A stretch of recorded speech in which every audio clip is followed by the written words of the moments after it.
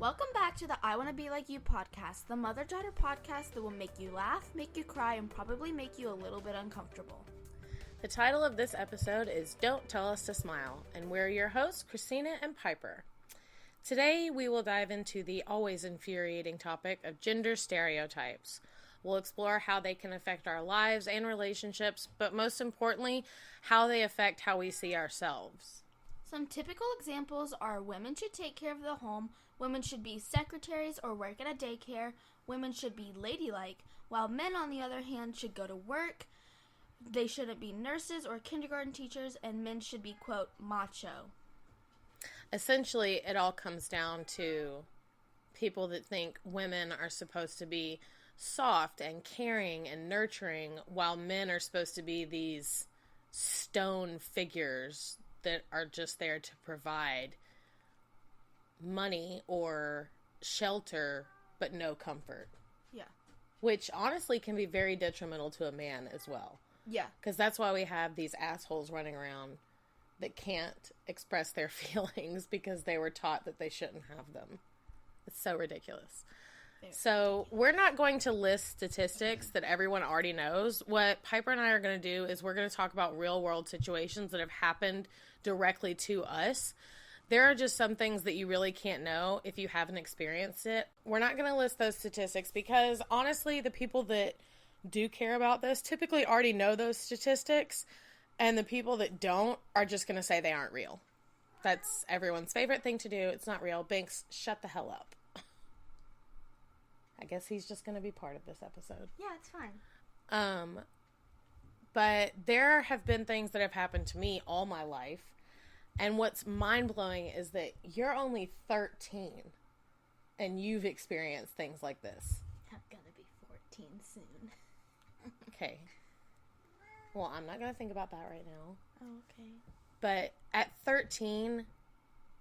even when we were just talking about this episode, the amount of things that you could list off that you've experienced already, especially some of the examples that I know happened when you were in elementary school. Kids are mean in elementary school. Well, it's not just kids. It's other adults. Like, I mean... the principal? I'm not talking about that. But we both know that people have said things to you, other adults in your life, that I've had to call out because it's just one of those things where I'm like, you had that thought and then without a second thought said it to my child and saw nothing wrong with saying that. Anyway, we're not going to do the numbers thing because frankly, people can, like, let me Google that for you. People can Google the numbers.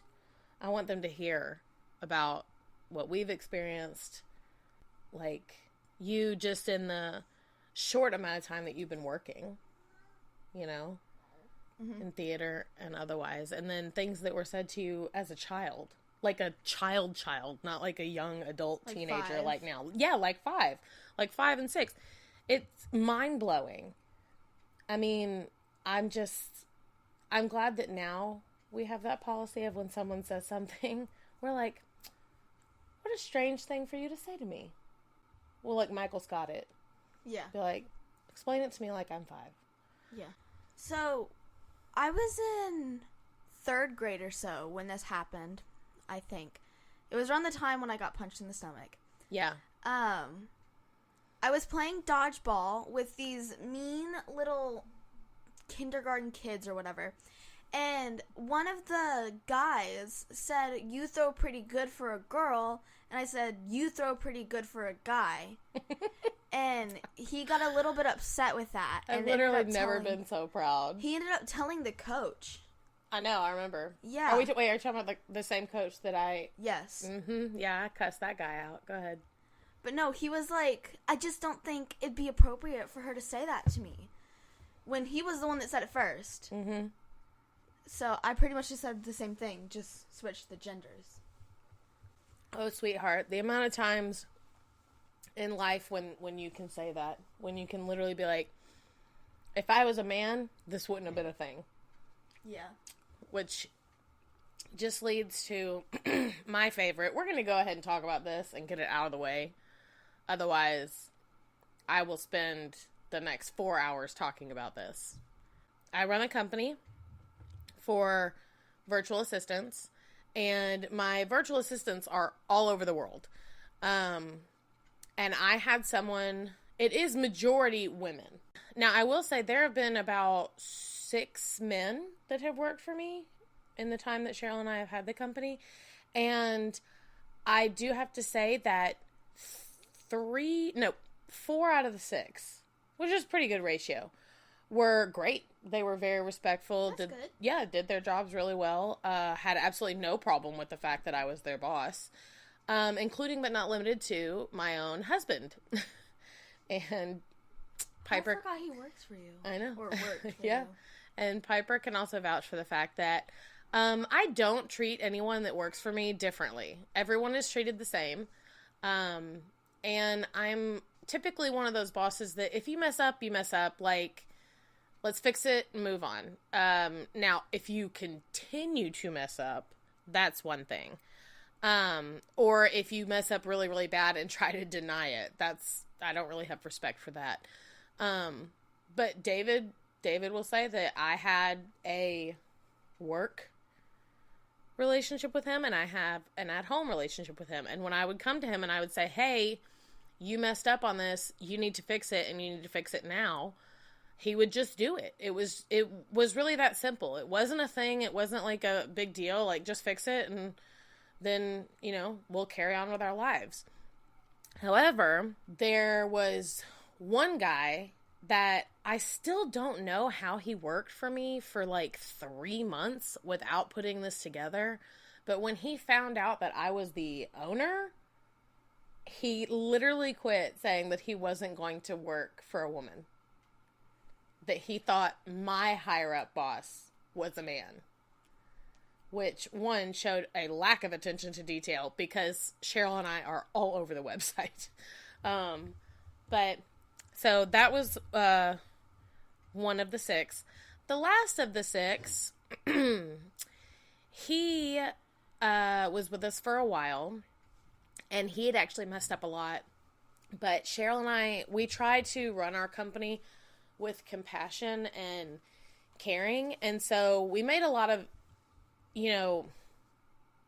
exceptions, I guess. Not exceptions, but when there are extenuating circumstances in your life, like, we get that. Yeah. This guy, I was actually on maternity leave. And he messed up so bad that we finally had to let him go. And because we tried to have compassion, we actually gave him 2 months to find another job. But in the end, he ended up blaming me personally for everything, including his own mess ups. And when I tried to explain to him that we couldn't excuse his screw ups anymore. It wasn't like a 3 strikes and you're out. I mean, he had messed up like 5-6 times. And I remember him calling me a bully. And I thought that was so interesting because, you know me, I have receipts for everything. Yeah. I keep everything. Paper trail, paper trail, paper trail. I had receipts for everything. All of our correspondence, work-wise and everything. And I went through, and I take accusations like that very seriously. I take a lot of pride in the boss that I am. So I went through, and no, this is not a sponsorship, but if anyone's wondering, Grammarly Premium is worth every cent. Not only does it help me in my job, but it can detect tone. So I went through, I spent a whole week putting our entire train of correspondence through Grammarly individually by email to detect tone, to see if it ever came off as, because it can detect aggressive or pointed, and never was any of that detected. And so I realized after, quite frankly, many, we'll call them conversations, but honestly, it was harassment from this guy, that if I was a man, he would have never dared try that shit. Mm-hmm.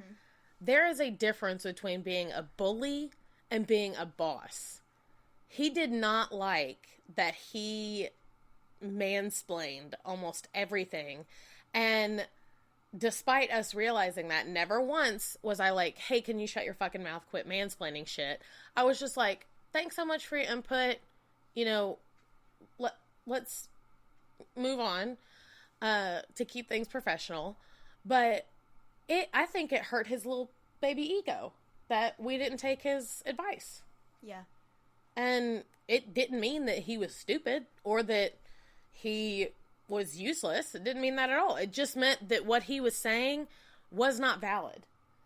He would talk to us about things that we had already done. Like, Cheryl and I had to go through a lot of trial and error when it came to our company. So it was one of those things where it was like, yeah, we see why that would be a good idea, but we also know why that doesn't work because we've tried it. He didn't want to hear any of that. I was a bully because I still, to this day, I don't know how I bullied him. I was just like,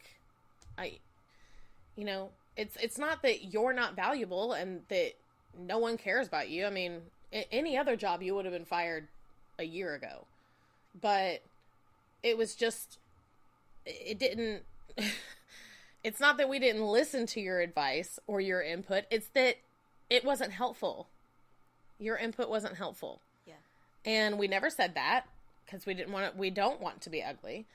Women, when they have, if I even have a tinge of the same characteristics as a man, as the COO and co-founder of my company, I am labeled immediately as aggressive or irrational.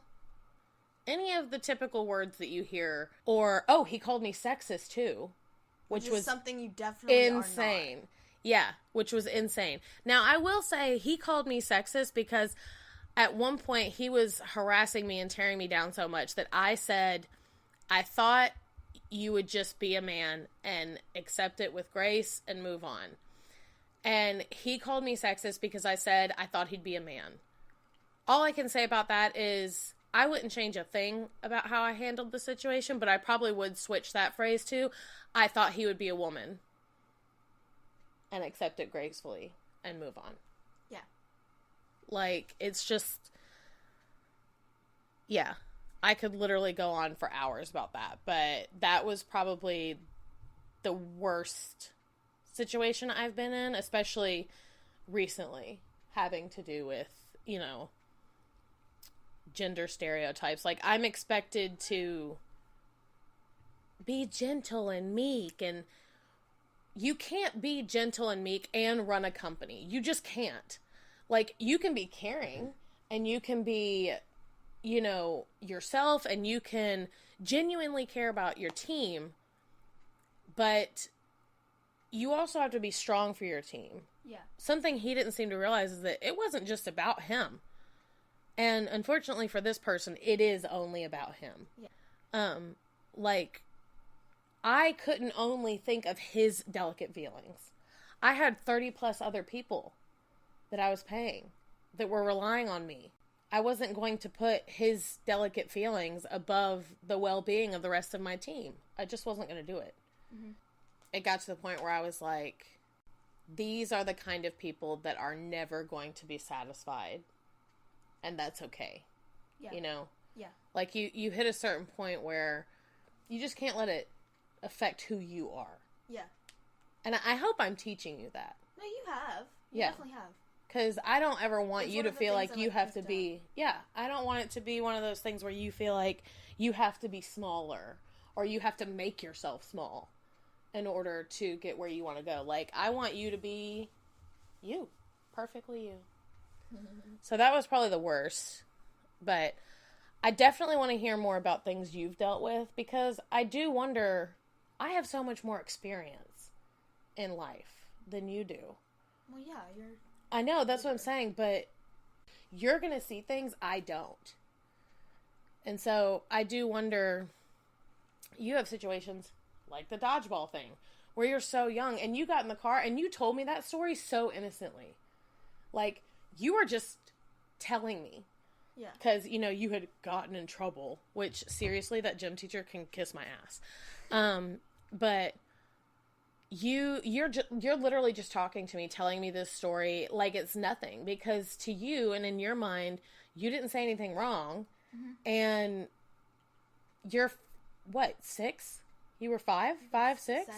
You know, you're telling me that, and then I'm like cracking up because you said that, because without even realizing it, you had the best comeback I could have thought of. And I loved that. Honestly, that was probably the moment I knew you were going to be okay in life, was when I realized you had that kind of... I think I even called your Aunt Kylie. I think I called Aunt Kiki and told her that you said that, because I was laughing so hard. I was like so proud that you said that. I will say, theater is like a second or technically third home to me. Because, you know, like, everyone there is like... Third. Oh, here, and then your daddy and Amber's. Yes. Okay. Because, I was like, who else? What? Third. Okay. But no, because, like, theater can be a safe space for everyone, no matter what your gender, sexuality, or, like, what you believe in is. Like, it can be a safe space for everyone. But one time during rehearsals for a show I was in, me and this one kid, who were both so scared of that elevator at that theater, it's terrifying. We decided to walk up the stairs, and there was this person that was just handing out, like, flyers for, like, a bake sale that they were having and stuff.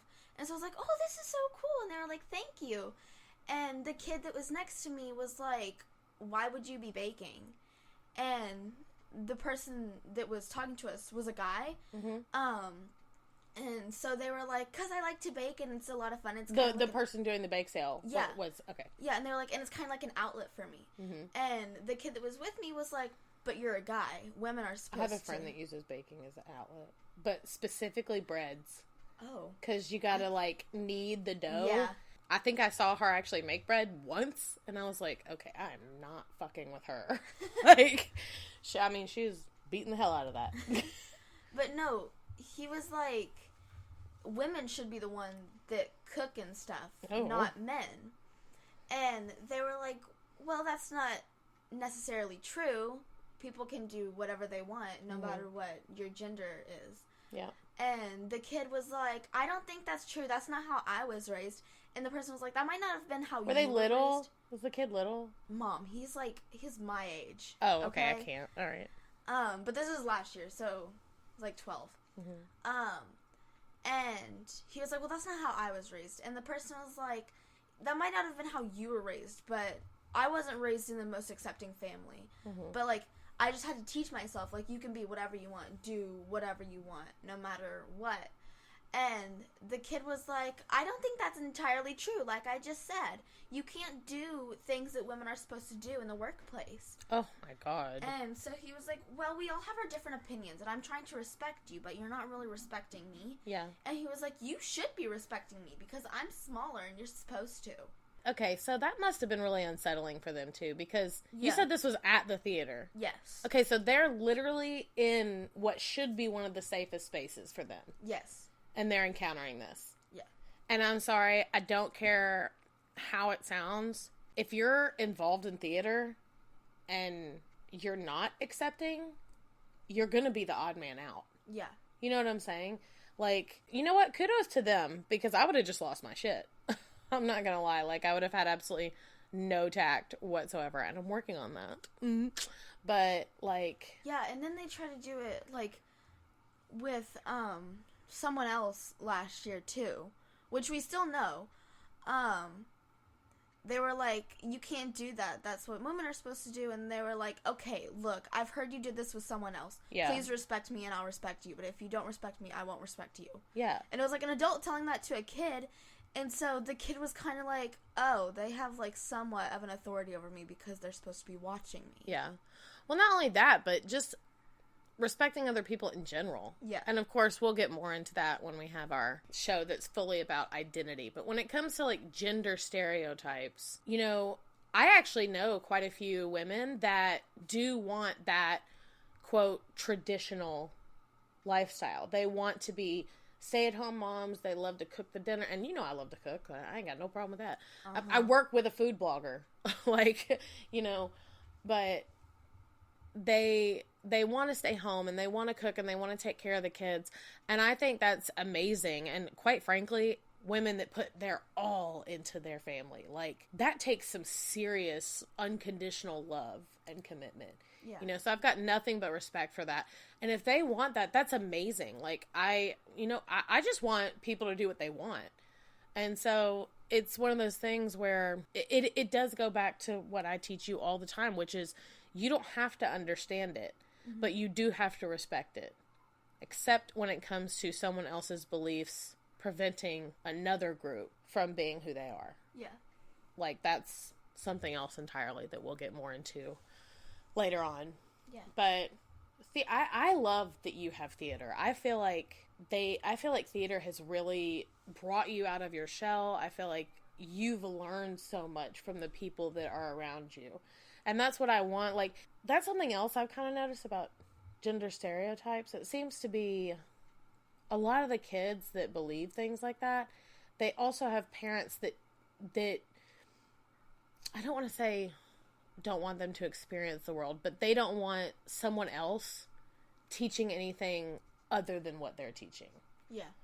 Like, they don't even want them to hear of it, you know? And I don't know how someone, I don't know, like, I don't want to sound too judgmental, I guess, but I don't know how someone expects their children to be prepared for life without knowing about life.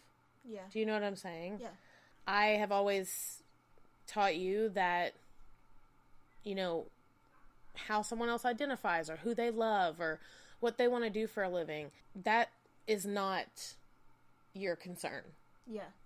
You know, it's who that person is at their core that is your concern. Like, and I don't know why someone would choose to be in a setting like theater, you know, and I'm not saying that every man, woman, and child that's in theater is, you know, in the LGBTQIA community, but I'm saying that if I'm in that community, I should at least be aware that other people like that are in that community. Yeah. Like, it's a weird, it's a really weird thing to see when I see kids say things like that. It really bothers me, actually, because y'all are like sponges. Sponges? Mm-hmm. Girl, you soak up everything. Okay? You've never heard that expression? No. It's kind of an old people expression. I guess I don't really use it with you. I use other expressions. Probably ones I shouldn't. But, like, yeah, y'all soak up everything, you know? So, my whole thing is, if you're going to soak up everything, I want you to soak up everything. I want you to take it all in and then make the judgments for yourself, you know? Yeah. So, for those of you who don't know, a lot of my friends know, I'm a natural blonde. I dye my hair red because it's pretty. I'm going to dye it green next, though. That's okay with you? Green? Yes. Oh, I love that. Like an emerald, like Megan? Like the wig I have. Okay, I love that. Like a dark green, blue, teal? Yes. I love that. But I'm natural blonde, and one year I cut my hair, like, it was 2019.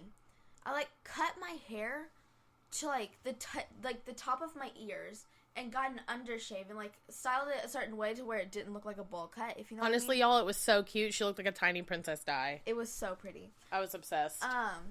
So I did that, and I was obsessed with it, and I love the undershave. I actually kept the undershave for about 2 years. I think 3? Mm-hmm. I think last year, or 2022, was the year that I finally started growing out my undershave, because I just liked it so much, and, like, in the summer. Yeah, and it kept you cool, yeah. Heat. Yeah. But no, I cut it short, and there was this family member that saw it and told me that I looked like a lesbian. And when they told me that I did, all I said was thank you. That's not how you said it. How did I say it? They said, why'd you cut your hair off? And you were like, I don't know, I just like it. And that's literally what you sounded like. You were just so bubbly. Accent at the beginning. Oh my God, why don't you just, like, shove it, Piper? And they said, why'd you cut your hair like that? And you were like, I don't know, I just like it. I like it short. It's cute. Don't you think it's cute? And they were like, I mean, I guess. But it kind of makes you look like a boy or like a lesbian. And you literally looked right at them and went, oh my God, thank you. I told so many people, I'm like, look, if you make Piper mad, especially when it comes to racism, sexism, homophobia, transphobia, anything like that, whatever they get, they're on their own. Like, I'm not going to be that parent that, like, steps in and is like, you can't say that to them. They're your elder. Like, fuck that. If they're stupid enough to say some off-the-wall shit to you, especially on subjects like that, they're, I'm like, you're on your own. Whatever you get from Piper, you get and probably deserve. Like, I'm not, no. I mean, like, Your reactions are so pure. I just love that so much. Like, that is the biggest flex I have as a parent. Is that you're very sure of yourself. You are very sure of who you are. And I love that. I've been told by other parents, I had a teacher stop me at your testing site last year when they asked me who I was there for, and they heard me say your name, and she stopped and she said, you're Piper's mom? And I said, yeah. And I'm not going to lie, for a split second, I was like, oh my God, should have popped off. Like, she said something. And there was this kid that kept kicking my legs. So I know, and you told me about that the day before, so I was like, oh my God, it finally happened. I had to stop you from taking in the pocket knife that Sam got you. We're not going to talk about that. Anyway, and I said, yeah. And she said, oh my God, she is amazing. That is one fantastic human being. Well done. And I almost cried right there in front of these other parents because I was like, oh my God, thank you. I see the way you treat your friends and people you care about and even people you don't know very well. And it lets me know I'm doing something right. I could do everything else wrong in life. And I think you're extraordinary. Oh, thank you. And I just love your reaction to other people's bullshit. You know, I will say, there is this thing that bothers me that you were talking about it too. The fact that, like, I have encountered some people that think it can't be, like, sexist or anything to tell a man that he's not allowed to, like, bake or, like, do, like, girly things, like wear a dress. Yeah, no, it is. Things like that. Yeah. And, like, it really bothers me because people think it can only happen to women when it can happen to men, too. Absolutely. Yeah, it can absolutely happen to men, too. Especially in situations like that. And, like, sexual assaults, those can happen to men as well. Yeah, 100%. Like, it's... And that, I mean, yeah, that's another gender stereotype. Like, we've got this idea in our head. And I'm not going to lie, it's, like, all one vicious cycle. Because the idea that women are helpless. Yeah. And have to be. You know, they have to be the damsels in distress. You know what I'm saying? Uh-huh. The idea that a man could need help in a domestic violence situation or a workplace harassment situation or mental health, especially. They're just, like, thrown under the bus. The amount of people I know that... I'm not friends with them, but the amount of people I know that have, like, said before men aren't allowed to cry is insane. Yeah. Yeah. When it comes out in anger or violence, and I'm not excusing those things, but I'm just saying, if you're teaching your boys that they can't talk about their feelings and they can't cry and therapy is stupid and whatever else, and then they turn to these other forms of outlets, then you've got these parents that are like, oh my, I don't know, he was such a sweet little boy. And it's like, okay. But, like... Some people should just, like, watch Barbie, you know? Ugh. Everyone should watch Barbie. If you haven't watched Barbie, I think so. Yes, everybody. If you have not watched Barbie, watch Barbie. We love it. And contrary to that comedian, it's not just about some plastic girl with big boobs. But it is. What a dumbass. How disappointing. My foot's asleep. I do think I should take this opportunity to talk about the good that you can find when you find other people that don't subscribe to the gender norms. Yeah. When I worked at a place where you can get rock instruments and or audio equipment, it's pretty well-known place. When I worked there, I got hired on. When Nathan hired me, I was I was 5 months pregnant. 5 months pregnant. And I had just been fired from my job at the hotel because I couldn't stand for longer. I wasn't supposed to stand for longer than, I think it was like hour intervals. Like I had to stand for an hour and then sit for 30 minutes and stand for it because I had a hemorrhage. And so they fired me, and I went in to talk to your Aunt Devin, and I was just crying my eyes out. And he came out of his office, met me, and talked to me for a second, and then literally called me the next day. And he said, you know, I know it's not like a lot, but if you want a job, I've got one for you. Yeah. And then I ended up working there for 5-6 years. Yeah, because I think like I think 5 or 6, because I remember like at least going into kindergarten while you still worked there. No, yeah, I stopped working there in April when you were 5. So I was there for 6 years total. And to this day, that was my favorite place I ever worked. And it was me and 24 dudes. Who were some of the nicest people ever. They were amazing. Every single one of them. I don't think I encountered one guy there, maybe like one every few years that didn't last very long, you know, that would work there for like a couple months. Yeah. Or like a seasonal position. But the guys, like, I mean, Nathan and Kevin especially, my 2 bosses, I model the kind of boss I am after them. Yeah. Because I don't think they ever even mentioned the fact that I was a woman in any kind of talk we had. I was just Christina. Yeah. And they taught me everything they could, and they never held back. They would ask me to do the same things that they'd ask someone else to do, and I loved that. And I don't think I would have gotten that anywhere else, especially not at 5 months pregnant. Yeah, definitely not. I honestly, like, I mean, I will always have love for all the guys there, you know, especially like Mark and Cody and Hunter and Josh and everyone that really cared for you. And like, you know, your like little relationship you had with Austin that was like so cute, you know, but like, he was the best first boyfriend. oh my God, so ridiculous. They didn't care that I was a woman. Yeah. And there were times when someone needed something. When I was working in the warehouse, that was my favorite. I loved lifting the boxes and unloading the truck. It was my favorite. And I do think that some of the guys on the floor would purposely call me from the warehouse when a guy needed help taking something out to his car. Oh, yeah, 100%. Because they thought it was funny when I would come up. And the person would always be like, "You're going to take it out?" And I'd be like, "Yep." But not only that, but that situation with the delivery driver. Oh. Where we were unloading the truck. And this guy walks in with the pallet. And no one has even said anything. Other than like Kevin taking the packing list from him. And I went to cut the shrink wrap from the boxes. And this guy literally, I mean, I don't even think this guy fucking thought before he spoke. And he said, "Oh, you gonna do it?" And I said, "What?" And he said, "You're gonna unload this?" And I said, "Well, I mean, me and these 2 guys." And he said, "Oh, okay, she gonna do a man's job." And because I had been there so many years and never encountered that from any of the guys I worked with, I think I forgot that shit existed. Oh.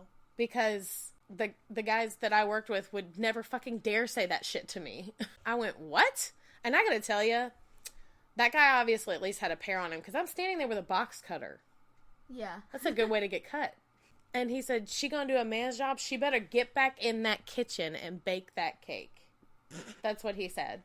I would have, like, cut him up and then baked him into a... And then I got a call from that company, from the higher up at that company later, apologizing to me. That truck driver got fired. As he should have. I'm like, you came into my house, into my place of work, with my family, essentially, and thought you were going to say that shit to me, and it was fine. Mm-hmm. I mean, the audacity. Seriously. But the guys that I worked with, they were amazing. And they honestly were a gauge for the rest of, like, any guy I got close to. Just because, again, they never cared that I was a woman. Yeah. I was just Christina. And then you know that when David and I first started dating, like, after he met you and, you know, all that. It was love at first sight. He just automatically loved me, right? Yes. But, no, I mean, after all that, he asked me at one point how much of your daycare he needed to pay for. He wasn't like my parent at the time. I know, but that's one of those, he had been with other women that made him do that. And that's one of those gender stereotypes that was really messed up. Like, David wasn't your dad, and he didn't create you. Yeah. Why? I remember being so confused, and I was like, why would you pay for that? Yeah. And he was like, well, because we're together. I was like, okay, but we're not married. And also, she's not yours. Yeah. Like, yes, he is your second dad, and, everything. We're all very close. But it was just one of those things where I was like, who told you that it was your job to pay for your girlfriend's kids' stuff? And even after we lived together, even after we moved into the cottage before we were married, I never, it was not David's job to pay for your stuff.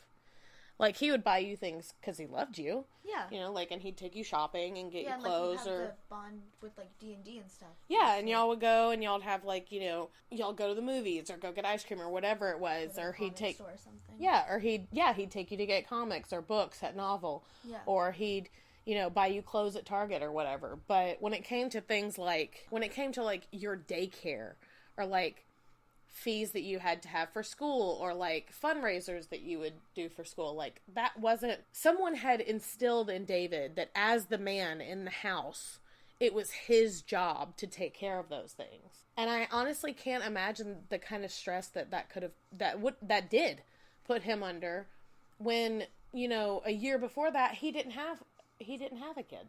Yeah. You know what I'm saying? Yeah. And I commend him for wanting to do that. But that's definitely one of those stereotypes where I'm like, it is not your job to take care of me. And even now, I think we have a strong marriage because of that. Like, even now, I tell David all the time, I don't need you. Yeah. I love you, and I choose you now and every day, but I don't need you. Because need will eventually go away. Yeah. And I never wanted to be with someone because I needed them. That probably, that happened definitely when I had you. I wanted to make sure that the only person I needed was me. Yeah. So, and me sometimes. Always you. Always my children. But not enough to be like, don't leave me. Like, please, honey, see the world. Mommy loves you. I thought you were about to say, please get out of my house. No. Like, if you decide you want to travel, like, see the world, baby. Mommy will be here when you get back. Or, like, go to college. Yeah. I'll be here when you get back, you know. Collage. When you first started theater, when you really started doing theater, did you ever have a moment where you were, like, shocked by a gender norm being thrown out the window? Or were you just like, yeah, okay, whatever? With, like... Anyone. Have you ever had a moment of that? Because I'd like to think that you haven't, but have you ever encountered something that I didn't prepare you for? No. Where you felt uncomfortable or... Well, no, actually, there's nothing that I can think of. Because, like, you've pretty much prepared me for, like, pretty much everything that has happened so far in my life. There will be things that happen to you that I can't prepare you for. But... No, honestly, I don't know. Especially with the shows that we watch, I was like, I'm not surprised that that's how they live or that's what happened. Shows like, I don't know, Schitt's Creek, per se. Like... Per se. Per se. Perchance. Henceforth with. But, I don't know, there's just things that you've taught me and certain shows. Like, Schitt's Creek, Heartstopper, and, like... Even, like, just, like, the smaller, like, weird Disney Channel shows that even, like, show representation for things like gender norms and sexuality and, like, just the smallest things that have taught me things, too. So, there wasn't... Well, see, that's what I mean by sponge. Yeah. Oh. You see? Yeah. That makes sense now. Yeah. Honestly, everything that happens when I'm in theater, I'm like, I'm not shocked that that happened, not shocked that this is happening, not shocked that that's who they like or whatever. Like... Just be you and, like, just... I don't understand why people can't just, like, accept that or anything. But, Well, I know it makes you mad. I've seen you get pretty mad about stuff like that before. It's with specific people that shouldn't be saying things like that. Yeah. Well, I mean, and you're a lot like me, and you would be, of course, but in the sense of when it comes to gender norms or sexuality, or like, it's one of those things where the biggest hang up I've always had is when someone's like, oh, men shouldn't do that, or women shouldn't do that. I'm like, how does this really affect you? Yeah. How is this really affecting you? Other than getting your panties in a bunch, how is it really affecting your life? Because if it's not, shut the fuck up. You know what I'm saying? Like, I'm just like, what? How? I'm like, this is a very strange hill for you to die on. Yeah. You know? Yeah. I hope that you know that now and continue to know that. I do. And I do hope. And I love that the boys have you. Yeah. Because Jay and Milo both, I'm not worried about that at all. With them having you around, and me for that matter, and David, they won't, I don't think we have to worry about Jay or Milo ever pushing those stereotypes on someone they're with. Yeah. Male or female. You know, I just don't see them doing that. Yeah. And in turn, I don't see them feeling burdened by the same kind of things that David was burdened by, thinking he had to do for his family. Yeah. You know? Getting David to leave the other job to pursue his passion in theater and in set design was so hard for him. Because the idea that I would be the major breadwinner, he felt like he wasn't doing something right. Yeah. And he was so unhappy. And I mean, look at him now. He's like the manager. I know, and now he's literally got his dream job, and he gets to still do set design. And I don't think he would have had those opportunities if he had still been at the other place. Yeah. You know, and that's what I wanted. Like, I never intended to have the company I have, but I love my company. Yeah. I love it. It's so important to me. And I love the team that I have. And I love 90% of our clients. Which is a pretty good ratio, I have to say, because, you know, the other 10% are just sitting somewhere else. They just need a hug. It's fine. But maybe with permission, they need a hug. But no, I hope I'm teaching you that. And I'm glad you have theater, and I hope you continue to do that. And I think that surrounding yourself with people that don't subscribe to that kind of thinking is also really important. So I do hope that I've taught you that. And I hope you know that just because you're a young woman doesn't make you any less powerful than anyone else. Thank you. So we would love to hear from you guys. If you have any stories you want to share, or if you've experienced any kind of situation where gender stereotypes were just thrust on you or put you in a situation that you didn't feel comfortable being in, or you were told you couldn't do something because you were a man or a woman, we would love to hear about it. And I would honestly love to hear if it discouraged you or if it motivated you, because a lot of the stereotypes I've dealt with, they really just make me want to stick it to whoever said it to me. 100%. Yeah, it just makes me want to prove them wrong. So we would love to hear about your experiences.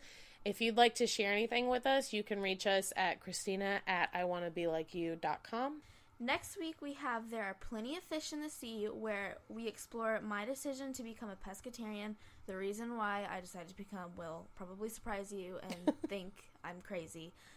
And later on this season we will talk about dating as a single mom and how we handled the talk and much more. Thanks so much for tuning in, guys. If you want to join us for some behind the scenes and everyday fun, feel free to follow us on Instagram, Facebook, and TikTok. And don't forget to hit that like and follow button on this channel so you never miss an episode.